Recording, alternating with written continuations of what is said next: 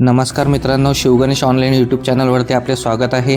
CTETच्या फॉर्ममध्ये म्हणजे जे केंद्रीय शिक्षक पात्रता परीक्षेचे फॉर्म सुरू झालेले आहेत, तर त्या फॉर्ममध्ये एक्झाम सेंटर टाकायचं ऑप्शन नाही आहे.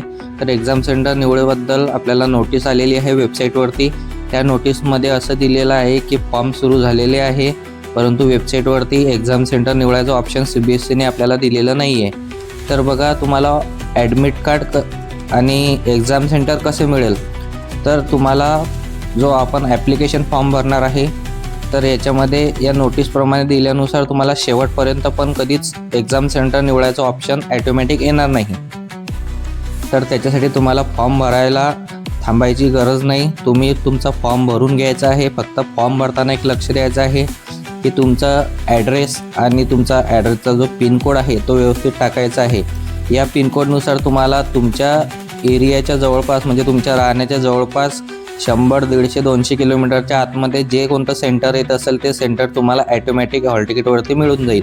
तर तुम्हाला फक्त इथं बघा पूर्ण लिस्ट दिलेली आहे एक्झाम सेंटरची. तर याच्यातील कोणतं एक्झाम सेंटर तुम्हाला मिळू शकते, तुमच्या ॲड्रेसच्या लोकेशनपासून म्हणजे तुमच्या पिनकोडच्या जवळपास 150 ते 200 किलोमीटरच्या आतमधलं कोणतंही एखादं एक्झाम सेंटर तुम्हाला मिळून जाईल. त्याच्यासाठी तुम्हाला फॉर्म भरायला थांबायची गरज नाही. तुम्ही लवकरात लवकर फॉर्म भरून टाका. जोपर्यंत शेवटची तारीख आहे तोपर्यंत फॉर्म भरून टाका. ओके, अशा प्रकारे आमच्या शिवगणेश ऑनलाईन यूट्यूब चॅनलला सबस्क्राईब करा, जेणेकरून येणारे नवनवीन व्हिडिओ तुम्हाला भेटत राहतील, नवनवीन अपडेट्स मिळत राहतील.